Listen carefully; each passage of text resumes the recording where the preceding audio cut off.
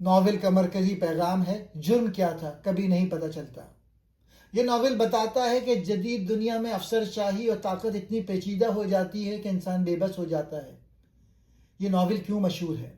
یہ ناول کافکائی کہلاتا ہے، یعنی عجیب، بے معنی اور خوفناک دنیا۔ کافکا کا مشہور ناول دی ٹرائل ایک ادھوری اور عجیب کہانی ہے جو 1915 میں لکھی گئی اور 1925 میں مصنف کی موت کے بعد شائع ہوئی۔ فرینک کافکا کا دا ٹرائل کوئی غیر ملکی کہانی نہیں، بلکہ یہ ہماری عدالتوں، ہمارے تھانوں اور ہمارے خوفوں کی کہانی ہے۔ دا ٹرائل کیوں پاکستان میں آج بھی زندہ ہے؟ یہ ناول پاکستان میں اس لیے اہم ہے کیونکہ یہ عام آدمی کی کہانی ہے۔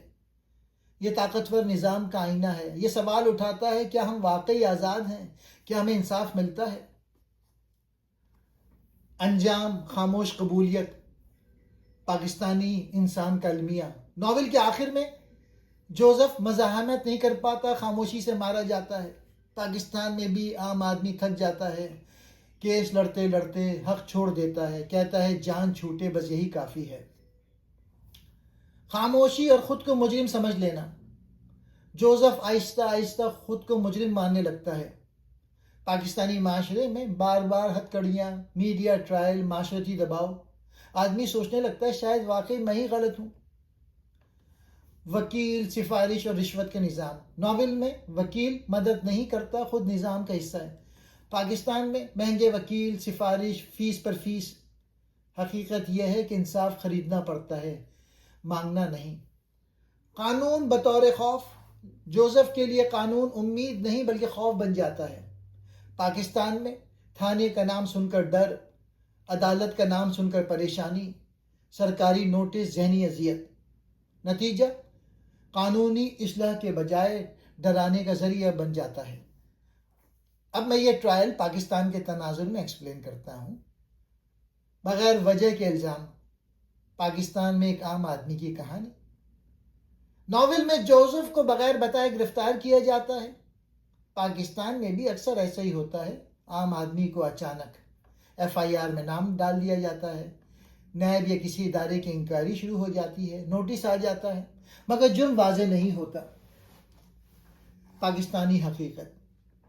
یہاں اکثر آدمی یہ جاننے میں ہی سالوں سال لگا دیتے ہیں کہ ان پہ الزام کیا ہے۔ یہی صورتحال جوزف کی ہے۔ پیچیدہ اور الجھا ہوا عدالتی نظام۔ دا ٹرائل میں عدالتیں اندھیری عمارتوں میں بغیر واضح اصولوں کے فائلوں کے بوجھ تلے دبی ہوتی ہیں۔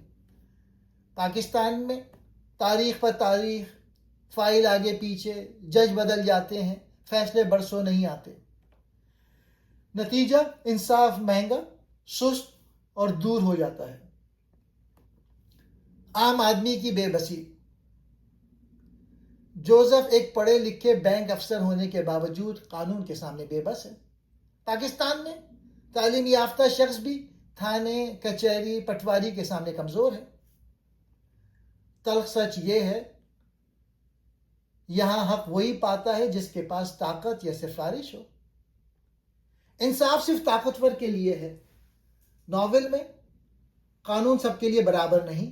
پاکستانی تناظر میں غریب سالوں سال جیل میں رہتا ہے، امیر ضمانت پر باہر آ جاتا ہے، طاقتور کے کیس ٹھنڈے پڑ جاتے ہیں۔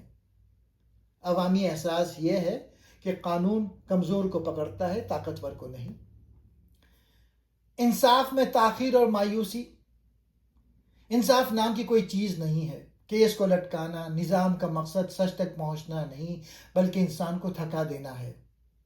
وکیل، عورتیں اور دیگر کردار جوزف کی توجہ اصل مسئلے سے ہٹاتے رہتے ہیں، یہاں تک کہ اس کی موت کا وقت آ جاتا ہے۔ فرد بمقابلہ ریاست۔ پورے مقدمے کے دوران جوزف بالکل اکیلا ہے۔ اس کے دوست، اس کا وکیل اور اس کے جاننے والے یا تو اس کا فائدہ اٹھاتے ہیں یا اسے مزید الجھن میں ڈالتے ہیں۔ طاقت کا عدم توازن۔ ایک طرف ایک اکیلا انسان ہے اور دوسری طرف ایک ایسا نظام ہے جس کی جڑیں پورے شہر میں پھیلی ہوئی ہیں۔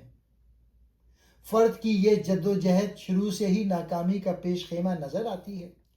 منطق کی کمی۔ जोसेफ मंतक के जरिए अपना दिफा करना चाहता है, लेकिन अदालत मंतक पे नहीं बल्कि मुबहम इशारों पर नाचती है। अजीब व गरीब मुकामात। अदालतें आमतौर पर शानदार इमारतों में होती हैं, लेकिन यहाँ अदालतें गंदे घरों की छतों और अंधेरे कमरे में हैं। इस नावल का सबसे बड़ा मौजू वो निज़ाम है जो आम इंसान की समझ से बाहर है, नाकाबिल फ़हम कवानीन। जोसेफ को कभी नहीं बताया जाता कि कानून क्या है या उसने किस कानून की खिलाफ वर्जी की है। ये इस बात की अलामत है कि जदीद दौर में रियासत और इदारे इतने ताकतवर और पेचीदा हो गए हैं कि फ़र्द उनके सामने बेबस है। गैर इंसानी सलूक। अदालत के अफसरान और अहलकार इंसान को इंसान नहीं बल्कि सिर्फ केस नंबर समझते हैं। काफका दिखाता है कि जब निज़ाम इंसानियत से खाली हो जाए तो वह कितना खौफनाक हो सकता है। काफका इस नावल के जरिए दिखाना चाहते हैं कि ब्यूरोक्रेसी का खौफ, जब आम आदमी को किसी ऐसे निज़ाम से वास्ता पड़े जिसकी उसे समझ ना आए। इंसानी बेबसी। हम सब किसी न किसी नामालूम जुर्म या जिम्मेदारी के बोझ तले दबे हुए हैं। इंतजार का अजाब। पूरी कहानी में जोसेफ सिर्फ इंतजार करता रहता है कि कोई उसे बताए कि उसने क्या गलत किया है, मगर वो कभी नहीं जान पाता। इबरतनाक अंजाम। गिरफ्तारी के 1 साल बाद जोसेफ की 31वीं सालगिरह की रात 2 सियाह लिबास वाले आदमी आते हैं। वो उसे एक पत्थर की कान में ले जाते हैं।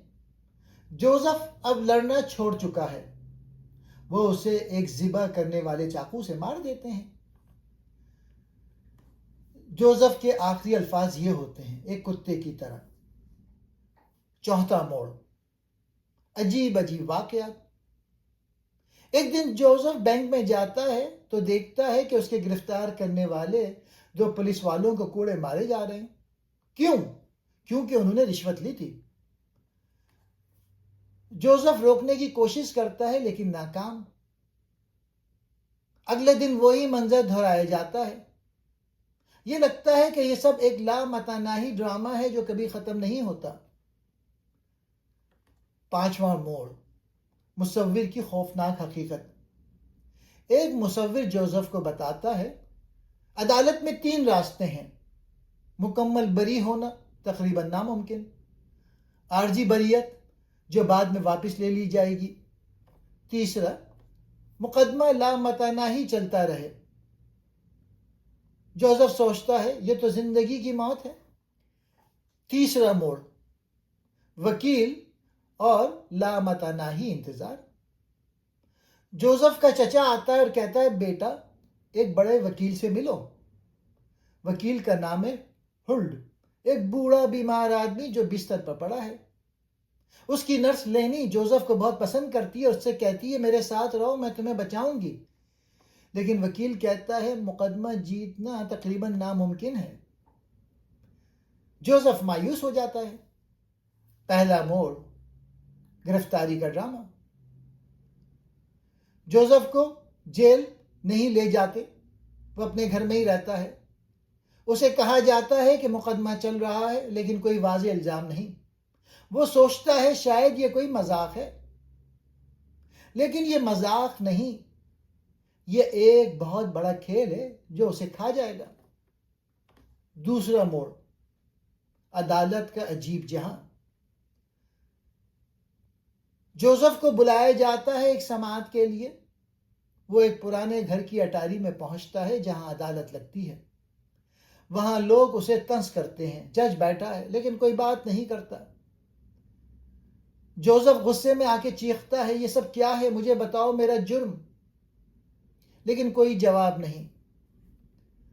वहां एक औरत उसे मदद देने की कोशिश करती है लेकिन वो भी बेबस है। अब मैं इस नॉवेल का प्लॉट बताता हूं। दी ट्रायल की कहानी। तसव्वुर करें कि आप बिल्कुल आम आदमी हैं। सुबह उठते हैं, चाय पीते हैं, सोचते हैं कि आज बैंक में काम करके घर आएंगे। अचानक दरवाजा खटखटाता है। دو عجیب آدمی اندر آتے ہیں اور کہتے ہیں آپ گرفتار ہیں. آپ حیران ہو جاتے ہیں میرا جرم کیا ہے؟ وہ مسکراتے ہیں اور کہتے ہیں یہ ہم نہیں بتا سکتے. یہ شروعات ہے کافکا کے مشہور ناول دی ٹرائل کی. ہیرو کا نام ہے جوزف. ایک 30 سالہ بینک افسر، اچھے کپڑے پہنتا ہے، وقت کی پابندی کرتا ہے اور زندگی سے مطمئن ہے. لیکن ایک دن اس کی زندگی الٹ پلٹ ہو جاتی ہے. کافکا کے ناول میں جوزف کو گرفتار کیا جاتا ہے لیکن جرم کبھی واضح نہیں بتایا جاتا. وہ بار بار پوچھتا ہے میرا جرم کیا ہے، لیکن جواب نہیں ملتا. ناول میں عدالت ایک بڑا جال ہے جہاں سماعتیں بار بار ہوتی ہیں لیکن کوئی فیصلہ نہیں آتا. جوزف وکیلوں، ججوں اور افسروں کے چکر کاٹتا رہتا ہے. کافکا میں عدالت کرپٹ اور طاقتوروں کے ہاتھ میں ہے. جوزف کو لگتا ہے کہ یہ سب ایک مذاق ہے لیکن یہ اس کی زندگی ختم کر دیتا ہے. اصل سوال جرم یا نظام؟ کافکا سوال اٹھاتا ہے کیا مسئلہ فرد کا ہے یا نظام کا؟ پاکستانی بحث میں بھی یہی سوال ہے، کیا مسئلہ ایک شخص کا ہے یا انصاف کا مجموعی نظام؟ قانون بطور خوف. ناول میں قانون اصلاح نہیں بلکہ خوف بن جاتا ہے. پاکستان میں عوامی احساس، نوٹس، گرفتاری، پیشی. لوگ کہتے ہیں قانون سے ڈر لگتا ہے، اس پر بھروسہ نہیں.